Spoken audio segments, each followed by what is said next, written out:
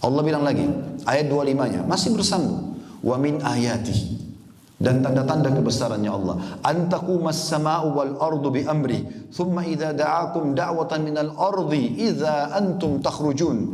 Dan di antara tanda-tanda kekuasaannya, yang besar kata ganti Allah, ialah berdirinya langit dan bumi dengan iradatnya.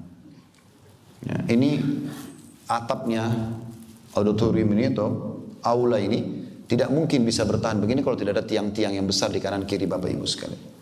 Saya mau tanya, coba Anda renungi baik-baik. Pernah nggak ada yang lihat tiangnya langit?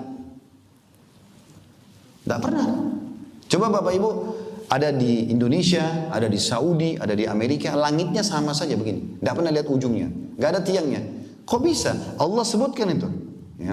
Dalam surah Fussilat itu, nanti kita baca ayatnya, bagaimana Allah jadikan langit berdiri tanpa tiang. Dan itu manusia bisa lihat, tapi mereka tidak renungi masalah itu.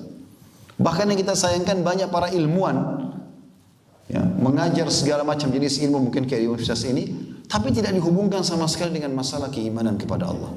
Sayang sekali.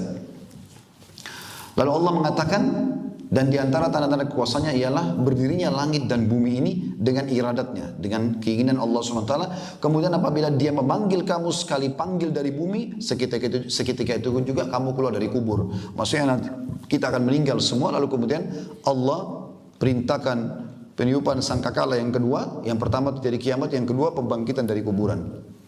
Yang Anda selalu baca dalam surah Al-Fatihah, Maliki Yawmiddin, Raja Hari Kebangkitan. Lalu ayat 26-nya Allah mengatakan walahu man fis samawati wal ard kullun lahu qanitun, dan ketahuilah kepunyaannya Allah siapa saja yang ada di langit dan di bumi semuanya hanya kepadanya tunduk. Suami, ibu-ibu, ciptaannya Allah. Ada masalah sama suami, minta sama Tuhannya. Tuhannya suruh perbaikin, dia minta, bukan suruh, mohon kepada Allah. Ya Allah berikan hidayah suami saya. Baik kok itu. Kalau kita selalu orangnya dulu kita sasarin. Allah nomor 30. Dokter dulu sudah mentok 30 dokter gak bisa sembuh baru sholat malam. Istri bapak-bapak di sini itu ciptaannya Allah, ada Tuhannya. Mohon kepada Allah untuk melunakkan hatinya, berikan hidayah, selesai kok urusannya. Ini makna tauhid ini. Allah dulu, itulah yang kita tekankan. Allah mengatakan semua yang di langit dan bumi siapa saja kepunyaannya Allah. Apa saja, semuanya hanya kepadanya tunduk. Seorang salafus saleh, ada kisah dulu. Dia melakukan perjalanan dari Irak ke negeri Syam. Zaman dulu teman-teman orang cuma mengandalkan cahaya matahari, belum ada penerangan kayak kita sekarang. Orang zaman dulu kalau bukan naik keledai, kuda, unta, atau jalan kaki, transportasinya mereka nggak terbataskan. Dan mereka jalan andalkan cahaya matahari, jalan kaki nih misalnya. Pas tiba maghrib terpaksa mereka istirahat, tunggu matahari terbit besok baru bisa jalan lagi.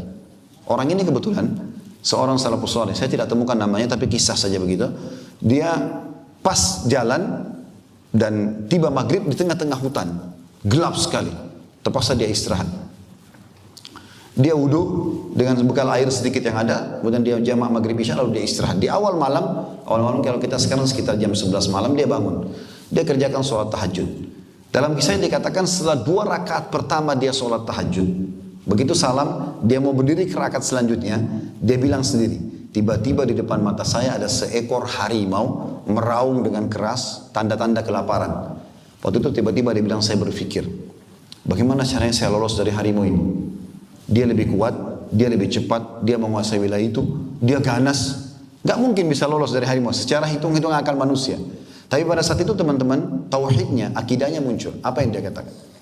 Dia mengatakan, hai harimau, kalau seandainya Allah yang telah menciptakan kamu dan aku mengutusmu untuk memakanku, aku tidak akan melawan. Tapi kalau seandainya kau datang untuk mengganggu ibadahku dengan Tuhanku Allah, Tuhanku dan Tuhanmu Allah, aku akan minta kepadanya untuk menghancurkanmu. Dalam kisah ini dikatakan tiba-tiba harimau itu tundukkan pandangannya lalu tinggalkan orang soleh ini. Harimau juga makhluknya Allah, ular makhluknya Allah, semua tidak terkecuali.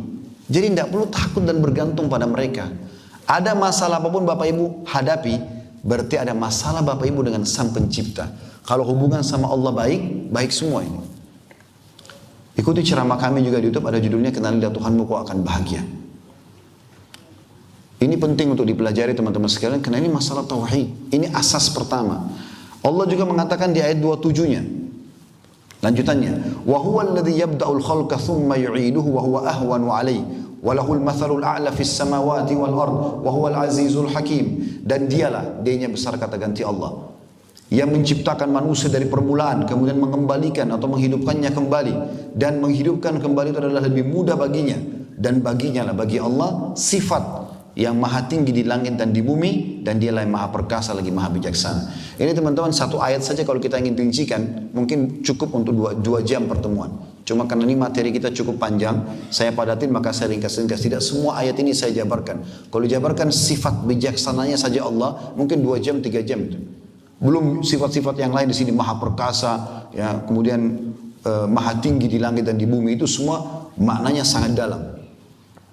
Ada beberapa judul tadi saya bilang, Bapak Ibu bisa dalami insya Allah kembali ke ceramah kami, kenali Tuhanmu kau akan bahagia. Kemudian juga ada saudaraku, inilah pondasi agamamu. Saya bicara tentang bagaimana memunculkan keyakinan kepada Allah di situ. Kemudian kita pindah teman-teman sekalian masih di surah yang sama, ayat 46. A'udzu billahi minasyaitonir rajim. Wa min ayatihi. Kembali Allah katakan, dan tanda-tanda kekuasaannya, ayyursilar riyaha mubashshiratin wa liyudhiqakum min rahmati wa litajriyal fulku bi amrihi wa litabtaghu min fadli wa la'allakum tashkurun. Dan di antara tanda-tanda kekuasaannya adalah bahwa dia besar kata-kata Allah, mengirim angin. Bapak Ibu rasakan terpahan angin? Dari mana angin itu? Begitu saja ada. Sebagai berita gembira, pembawa berita gembira. Biasanya kalau mau hujan ada tiupan angin. Dan untuk merasakan kepadamu sebagian dari rahmatnya. Kita merasa lebih segar. Apalagi kalau udaranya segar, ya. Dan supaya kapal dapat berlayar dengan perintahnya. Ini besar kata-kata Allah. Dan juga supaya kamu dapat mencari karunia-Nya. Karena kalau tidak ada angin, tidak bisa jalan kapal di lautan. Angin yang mendorong itu. Dan kata Allah, semua itu agar kamu bersyukur. Allah ingatkan itu. Semua itu tujuannya agar kamu bersyukur. Ya. Dan sekian banyak teman-teman ayat-ayat ini kalau kita baca cukup panjang. Ya. Saya mau teman-teman kita langsung saja ke surah Fussilat dan nanti terakhir surah Al-Baqarah. Surah nomor 41 ayat 37-nya. Ya. A'udzu billahi minasyaitonir rajim. Wa min ayatihi al-lailu wan-naharu wasyamsu wal-qamar la tasjudu lisyamsi wala lil-qamari wasjudu lillahi alladzi khalaqahunna in kuntum iyyahu ta'budun. Dan di antara tanda-tanda kekuasaannya ialah malam, siang, matahari dan bulan. Bagaimana pergantian malam dan siang, munculnya matahari di pagi hari sampai petang, kemudian munculnya bulan di malam hari. Janganlah sembah matahari maupun bulan, tapi sembahlah Allah yang menciptakannya. Kedua itu. Dan ialah yang kamu, jika ialah yang kamu sembah. Ya, jadi ini tentang peringatan Allah SWT. Kemudian kita ke surah Luqman. Saya coba ringkaskan karena waktunya. Surah nomor 31 dalam Al-Quran. Ayat 10. Ini yang masalah langit tanpa tiang.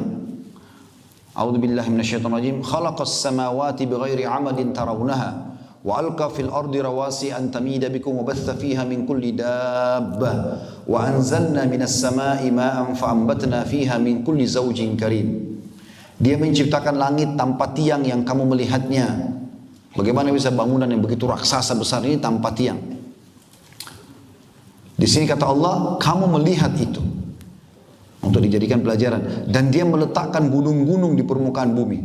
Ada gunung berapi, ya. Ada gunung-gunung batu di padang pasir, ya, dan berbagai macam jenis batu mungkin Anda sudah tahu. Kata Allah di permukaan bumi supaya bumi itu tidak menggoyangkan kamu. Tujuannya bumi itu seperti paku yang membuat bumi ini stabil. Makanya nanti kejadian hari kiamat dalam beberapa ayat Al-Quran gunung-gunung Allah cabut sehingga bumi ini menjadi seperti kapas, gitu, melayang. Ya. Dan juga tanda-tanda kebesarannya memperkembangbiakkan padanya segala jenis macam binatang, hewan. Dan kami turunkan air hujan dari langit, lalu kami tumbuhkan padanya segala macam tumbuh-tumbuhan yang baik. Ayat 11-nya, saya tambahkan satu ayat. Hada khalqullahi fa'aruni madha khalaqal ladina min duni walidh-dhalimuna fi dhalalin mubin. Inilah ciptaan Allah, maka perlihatkanlah olehmu kepadaku apa yang telah diciptakan oleh sembahan-sembahanmu itu selain Allah. Sebenarnya orang-orang yang zalim itu berada dalam kesesatan yang nyata. Jadi ini asas pertama teman-teman sekalian. Sekali lagi bahasan ini panjang sekali kalau kita mau bahas, karena membahas Allah ini lebih luas lagi, gitu kan.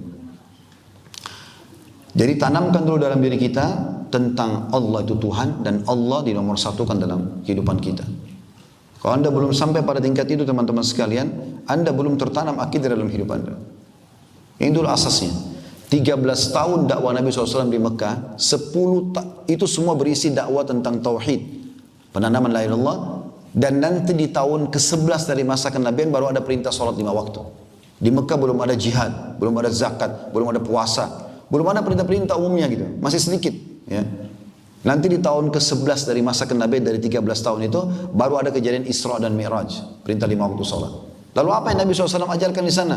Penanaman tentang tauhid. Gak boleh sembah berhala, gak boleh bergantung pada batu, pohon, gak boleh meramal nasib, gak boleh ke dukun, minta tolong sama jin, mereka juga makhluk. Nabi SAW tanamkan, maka lahirlah kadar-kadar umat seperti Abu Bakar, Umar, Uthman, Ali, Talha, Zubair dan yang lainnya ridwanullahi alaihim yang luar biasa dari sisi keyakinannya. Sampai para sahabat itu dinukil dalam riwayat tentang mereka, kalau sendalnya putus minta ke langit, ya Allah sendal saya putus gantikan. Pernah gak anda minta sendal sama Allah? Mungkin bagi anda tidak masuk akal, tapi memang begitu. Nanti Allah akan gerakkan jawabannya. Bisa kita dapat duit untuk beli sendal, atau orang kasih kita sendal, datang jawabannya. Itu poin penting yang harus kita titik beratkan. Kemudian yang kedua teman-teman, selain